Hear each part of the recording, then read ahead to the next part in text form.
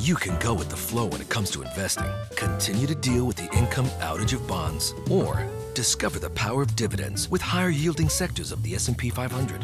Like utilities, XLU can transmit the benefits of equity income to your portfolio.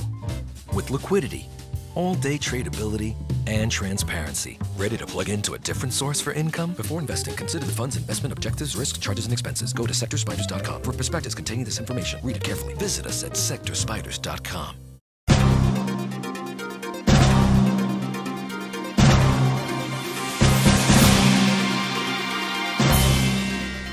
Will actively managed ETFs soon pick up steam? After success last year in fixed income, one industry veteran, Dan Kern, says keep an eye on the equity space.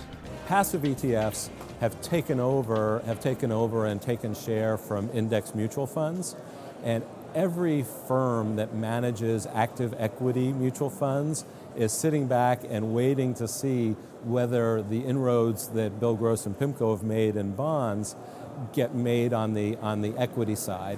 PIMCO's popular total return bond ETF came out last year and now has $4 billion in assets. I tend to be a skeptic that active equity ETFs will take share from the great active equity managers, but it's something you have to pay attention to and have to watch. Actively managed ETFs are certainly not a new concept, as one longtime advisor points out. Well, managed ETFs have been a talked about product for over 15 years now.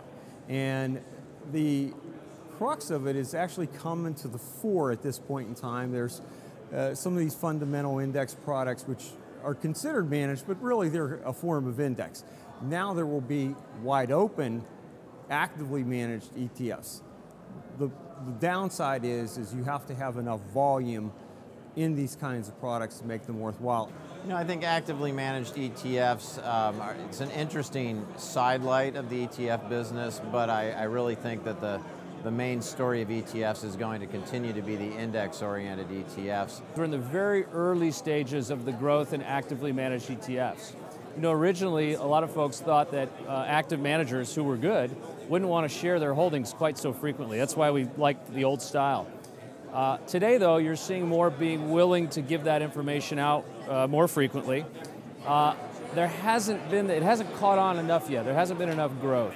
I still think the vast majority of the players, people that use ETFs like us, are still focused on the passive side, but there may end up being developments in sectors such as areas of fixed income, maybe some of the alternative areas, maybe even some of the equity areas where the active style will begin to capture some assets.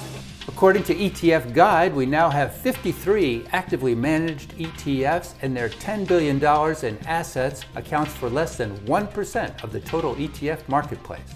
This is ETF Newsline. Thanks for watching.